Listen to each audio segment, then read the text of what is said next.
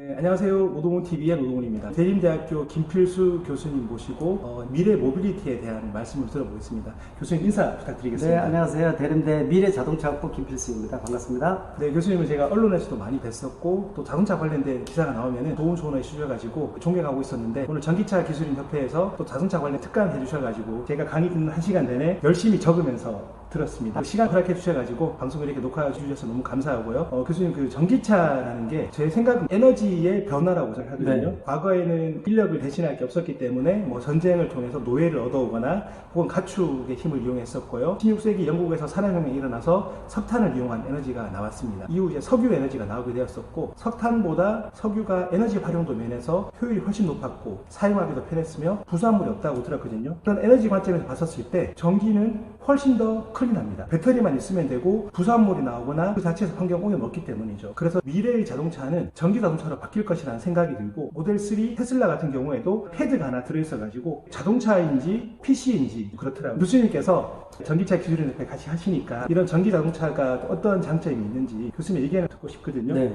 전기차 하게 되면 시대의 흐름이다 이렇게 보시면 좋을 것 같습니다. 기존에 석유자원을 가지고 이동하던 내연기관차 중심에서 전기차 같은 미래 무공해차로 완전히 바뀌는 시대가 도래했다고 보시면 좋을 것 같아요. 최근에 수소차 같은 경우에도 많이 부각이 되고 있고, 국내의 기술이 세계 최고 수준이어서 수소 경제를 위해서 노력을 하고 있습니다. 궁극의 차 중에 하나이긴 하지만 시간이 많이 걸린다는 겁니다. 수소의 발생, 이동, 저장에 대한 부분들이 해결되려면 아직 수십 년이 돼야 된다는 측면에서 궁극의 차 중이긴 하지만 아직 시간이 많이 필요로 된다. 지금 당장은 전기차로 보시면 좋을 것 같아요. 전기차는 내연기관차에 비해서 역사가 더 오래됐습니다. 그러나 무궁무진한 부전자원이 존재가 드러나면서 이 내연기관이 활성화됐고요. 그러나 약 한 20년 전부터 본격적으로 전기차의 기술 수준이 높아지면서 배터리에다 전기에너지를 충전을 시키고 모터를 이용해서 무공해로 갈 수 있는 기술적인 완성도가 굉장히 좋아졌다 이렇게 보시면 될 것 같아요. 최근에 약 5년 동안에 전 세계적으로 전기차의 붐이 불기 시작을 해서 내년 정도가 전기차의 진검승부의 시작이다 이렇게 얘기를 합니다. 모든 글로벌 제작사,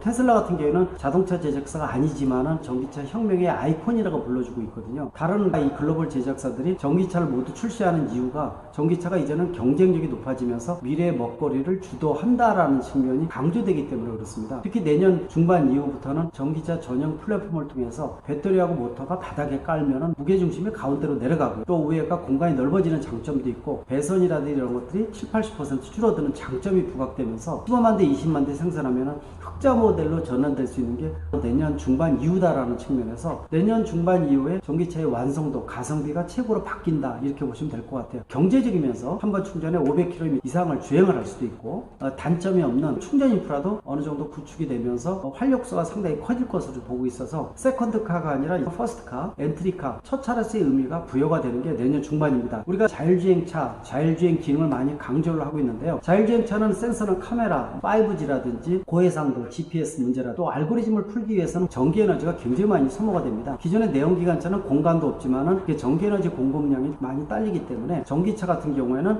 공간이 넓고 있는 게 전기에너지이기 때문에 전기차를 자율주행차로 만들기가 훨씬 더 좋기 때문에 전기차와 자율주행차는 사천간이다 이렇게 얘기할 정도입니다. 그런 측면에서 미래의 먹거리, 특히 전기차와 자율주행 기능 등을 통한 미래의 고부가 가치가 모두 미래의 모빌리티 쪽으로 바뀌고 있다는 거. 이 모빌리티 쪽에는 단순한 차뿐만이 아니라 UAM 같이 도시명 플라잉카라든지 퍼스트 마일 모빌리티, 라스트 마일 모빌리티 같은 마이크로 모빌리티, 퍼스널 모빌리티까지 포함이 된다고 볼 수가 있어요. 먹거리가 포함이 되면서 글로벌 기업이 전기차 쪽으로 올인하기 시작했다는 것은 중요한 패러다임의 중심축이 바뀌고 있다는 하나의 반증이기도 하기 때문에 이런 부분들을 주목하는 것이 중요하다고 보고 있습니다. 전기차가 내연기관차보다 먼저 개발되었지만 기술이 받쳐주지 못했고, 최근에 그런 기술들이 발전하면서 전기차가 상용화되었고, 역할에서는 테슬라의 역할이 가장 컸다고 볼 수가 있고, 그렇습니다. 네, 센서나 카메라, GPS 이런 여러 자율주행 기능들이 내연기관보다는 전기차에 적용이 훨씬 수월해졌다. 네. 자동차 시장이 내연기관에서 전기차로 바뀔 것이기 때문에 이것이 우리 미래 먹거리가 될 것이다. 네. 그런 말씀을 하셨네요. 모빌리티라는 말씀을 하셨거든요. 네. 모빌리티가 어떤 의미이며 이것이 우리의 삶을 어떻게 바꾸게 될까요? 지금까지는 우리가 130여 년의 역사가 단순한 이동수단의 의미가 자동차라고 볼 수가 있어요. 영어권에서 들어오다 보니까 카, 비클, 오토라는 말을 많이 썼거든요. 앞으로는 이러한 걸 총칭해서 모빌리티, 이동수단 개념이 바뀐다고 보시면 돼요. 움직이는 생활공간, 움직이는 가전제품, 바퀴 달린 휴대폰, 또 움직이는 로봇, 굉장히 다양한 용어로 말씀드릴 수가 있으니까 과거의 10년보다 앞으로 1년이 빨리 바뀔 정도로 패러다임 전환이 급격히 이루어진다고 볼 수가 있습니다. 이러한 모빌리티가 이동수단의 모든 것을 대변한다 이렇게 보시면 돼요. 주차장까지 집에서 나올 때 거리가 있으면은 여기도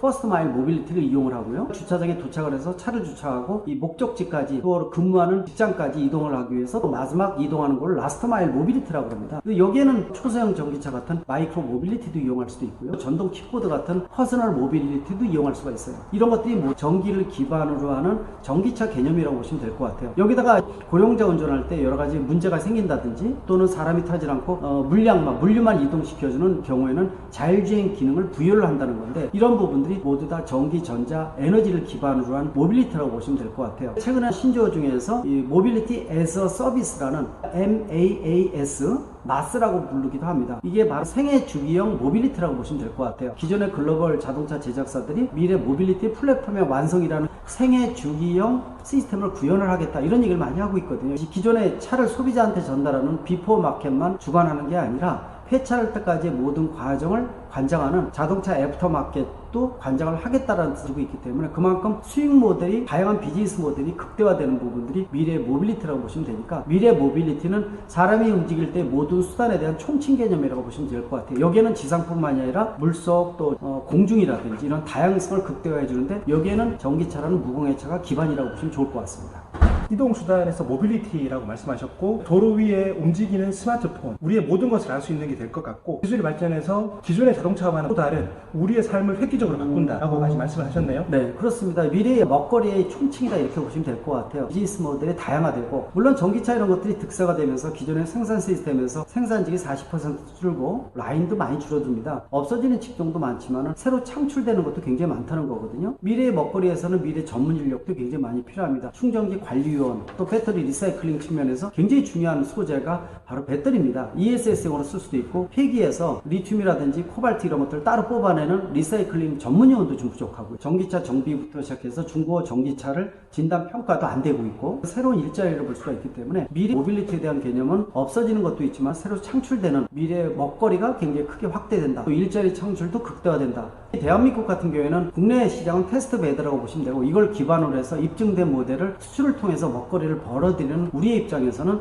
중요한 미래 먹거리가 아닌가라는 측면에서 전기차의 중요성은 더 중요해질 것으로 보고 있고요. 보조금 없는 본격적으로 내연기관차고 치열하게 싸워서 먹거리를 확보하는 시기가 향후 5년 정도 있으면 등장한다는 측면에서, 지금 이렇게 짧은 기간뿐이 안 되기 때문에 정착륙될 가능성이 있는데, 심혈을 기울여서 연착륙할 수 있는, 그러면서도 미래의 먹거리를 확보할 수 있는 기회가 지금이 아닌가라는 측면에서 더더욱 중요하다고 강조할 수가 있습니다. 전기차는 기존의 이동수단에 대한 개념을 바꾸고 우리의 삶을 바꿀 것이며, 한국은 테스트 베드로 적용을 해서 세계에 진출할 수가 있고, 여기에서 창출되는 여러 직종들이 많다고 말씀하셨습니다. 네. 전기차는 앞으로도 무궁무진하게 발전할 것인데, 국내 산업 구조상 그런 규제들이 많다고 들었거든요. 네. 전기차 산업을 더 활성화시키기 위해서 우리는 어떻게, 정부에서 어떻게 하는 게 좋을까요? 지금 국내 여건이 별로 좋지 않다는 겁니다. 아시겠지만 규제 일변도의 포지티브 정책이다 보니까 기업하기 가장 힘든 국가다라는 부분도 있고, 노동법도 경직되어 있다는 것입니다. 노사분규가 밥 먹듯이 일어나다 보니까 국내에서 정상적인 스타트업, 미국의 테슬라 같은 것이 국내에서 등장은 불가능하다 이런 얘기를 하고 있거든요. 상당히 지금 어려운 국면이라는 거. 정부가 융합적인 컨트롤 타워도 많이 필요하고요. 패러다임 전환을 완전히 시켜야 됩니다. 기득권 유지라든지 부처 간의 이기주의도 없애야 되는 것도 중요한 부분이 아닌가라는 측면에서, 향후 이런 규제를 얼마만큼 제대로 없애서 네거티브 정책으로 바꿔주느냐가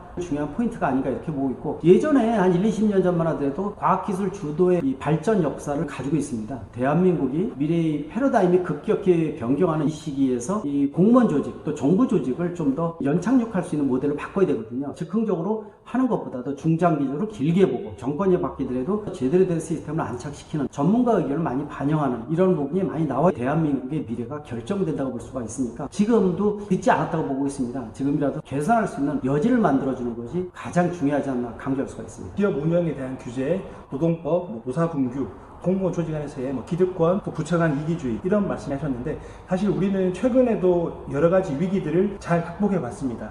지금까지 우리가 잘 해봤기 때문에 우리 특유의 저력으로 잘 극복해낼 수 있을 거라고 생각합니다. 네. 교수님, 그렇게 되면 좋겠죠? 맞습니다. 그렇게 될 것으로 자신하고 있습니다. 네, 교수님 오늘 좋은 말씀 너무 감사하고, 네. 앞으로도 한국의 자동차 산업에서 이제 모빌리티 산업까지 교수님께서 지금처럼 열심히 연구하시고 좋은 의견 많이 주셔서 먹거리 산업, 국가의 발전, 안전한 이동수단, 우리의 삶을 한층 업그레이드 시킬 수 있으면 좋을 것 같습니다. 네.